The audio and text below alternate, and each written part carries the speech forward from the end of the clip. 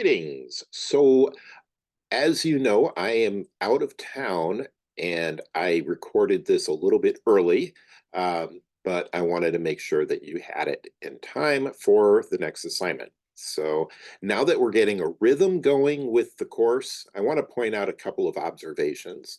This time of the semester, I always like to remind students that galas and fundraisers should be avoided, if at all possible, for purposes of community engagement examples, unless you can really justify why they are more about the programmatic mission related to a specific primary activity and are arguably less about raising funds.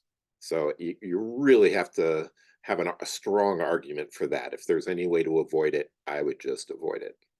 The other observation I wanted to share is with regards to the reports. Don't feel tied down to following the exact format of the consultancy reports. If it makes sense to you and you think it will be clearest to put recommendations by each example you provide, feel free. If you think that bullets will help organize your thoughts and help me or whomever reads the report most clearly see the essence of what you're saying, that's great too.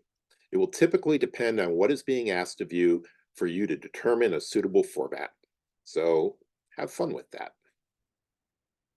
With only 2 pages for most of these assignments, there's not a lot of room for fluff or for being forced to fit your information into paragraphed sections. So again, feel free to be creative.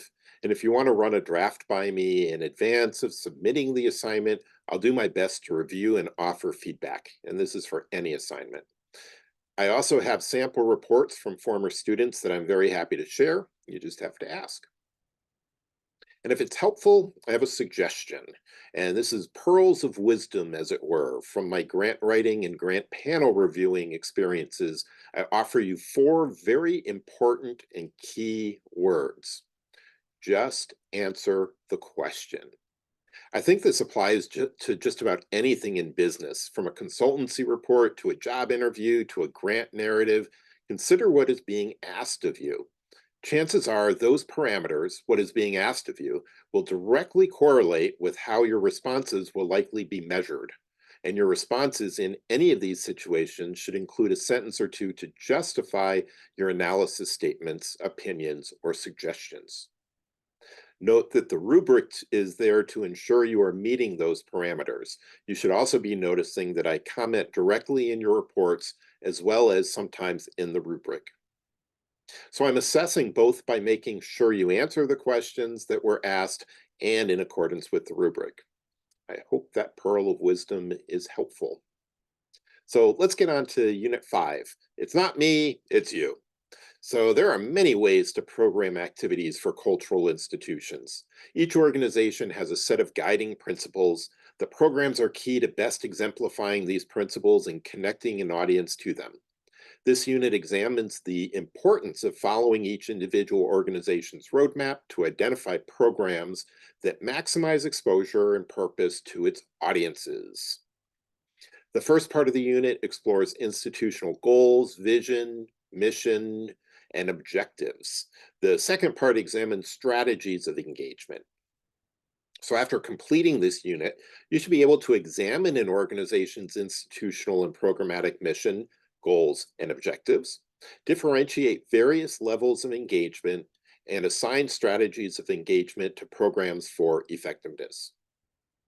Because this is a course on engagement and we are digging deep on process and assessment, we won't go into a lot of depth on some of this unit's elements, such as mission, goals, objectives, or financial accounting or fundraising.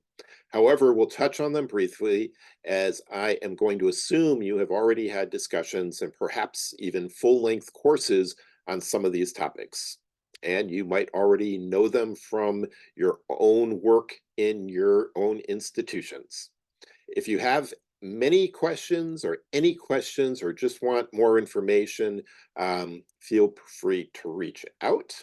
My hope is that through community engagement, you get a complete overview of institutional programming and vision in an effort to assist with developing a creative and entrepreneurial thought process.